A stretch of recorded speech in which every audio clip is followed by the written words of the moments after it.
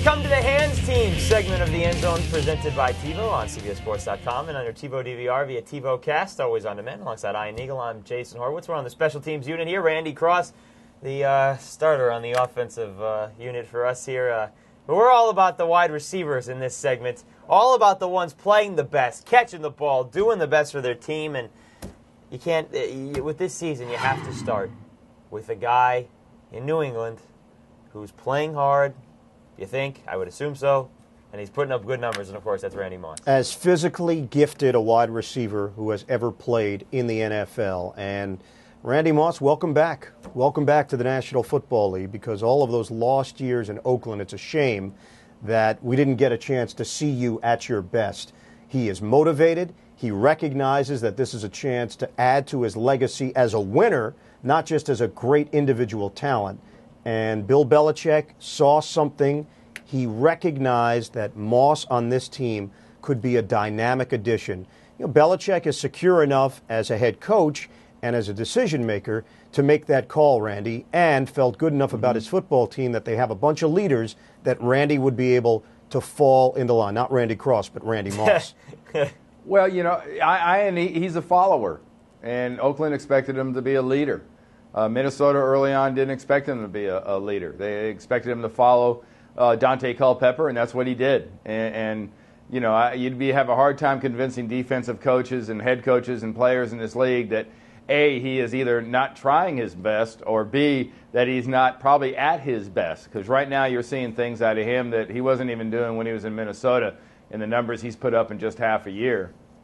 Can we not forget that they got him for a fourth-round draft pick? That's right. What are you going to get in the fourth round that's going to give you 12 touchdowns through 9 games? But you know what? With Lane Kiffin coming in, and I think, Randy, you'll agree, they had to do it. They had to make that change just because of the impact that Randy Moss was having on that team in a negative fashion. It really was addition by subtraction in regards to the Oakland Raiders. As positive as a guy like Reggie Wayne is, and as quiet as he is, Randy was way on the other side of the margin from the standpoint of they were asking him to do something that he really didn't want to do. At first he fought it, and after a while he just quit fighting it. And you're absolutely right. Lane Kiffin wanted to set a whole different tone. You know, the other two top receivers so far this season, along with Randy Moss, are Reggie Wayne, the guy that Randy just mentioned, and Terrell Owens in Dallas. And, you know, you see the three receivers there. They've all been fantastic this season. But with Reggie Wayne, you know, the thing that I've been most impressed with, he's got his new contract from a couple years ago, always been opposite Marvin Harrison. It's always been the two of them since Wayne has been in Indianapolis. But this season, Harrison hasn't been there. Teams have been able to double-team Reggie Wayne.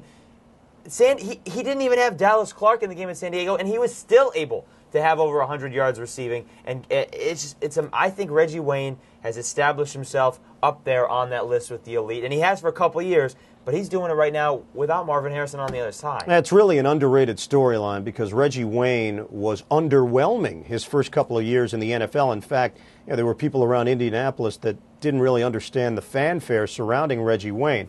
Manning, Harrison had tremendous chemistry. And, Randy, you'll remember, Peyton Manning was very tough on Reggie Wayne. They had history going back to the state of Louisiana. He was very tough on him. He knew that Wayne could produce at a much higher level than he had shown in his first couple of years. And now you're seeing the hard work and the determination really paying off. He's a great kid, and it's nice to see a guy turn around his career, so to speak, and live up to very high expectations coming out of the collegiate ranks. Well, there's also such a true kind of simpatico between Manning and Wayne now. Now that Marvin Harrison, for all intents and purposes, since late September, has been hobbled and or out, he's really had to lean on him. He leans on him in practice, he leans on him in warm-ups, he leans on him in the games. And that's if you look at all three of these receivers we're talking about, that's what they all three have, is a great relationship with their quarterbacks. You know, the other guy obviously is Terrell Owens, and it goes the other direction, is the fact that Romo has to keep Owens happy to feed him the ball. And the relationship with his quarterback is on Romo to keep that going, and he's doing a great job of it. So the fact that Terrell Owens has done such a good job this season and last season for the most part is more of a testament to what, in my opinion, what Tony Romo has been able to do with him. Yeah, but quickly on T.O., though, he's an enigma. We know that. He needs to be the center of attention when things are going well and when things are going poorly. He's right in the middle of it. And, Randy, this won't end well. I'll say it right now. It will end poorly whenever that day comes with the Cowboys. Right. But if you have his rights, if he's on your team, you enjoy it while you can. You enjoy the positive moments while you can, because ultimately this isn't going to end well. He's the most consistent of the three guys, period. Yep. If you want 80 catches, 1,200-plus yards, and double-digits touchdowns for the last several years, T.O.'s your guy. Whether you like him, don't like him, can't stand what he does off the field, can't stand what he does on the field, those are the numbers he consistently puts up, and that's the way he should be really considered. Certainly will be most consistent of this group. We'll all take a consistency pill here. I think the three of us are pretty consistent. I think Randy's most consistent. Well, we're saying week in and goodbye week to out. Well, consistently after this segment, we say goodbye to Randy. So that's what we're going to do. Randy, thank you That's very right. much, sir. Have a safe trip Thank up you. to Minneapolis this weekend. We'll talk to you next week. Thank you. All right, folks, the End Zone presented by TiVo rolls on. Plenty more stories and a couple topics here that you're going to want to stay tuned for as far as can you get on an argument side as Ions or mine? Stay tuned here on CBSSports.com and on the TiVo DVR.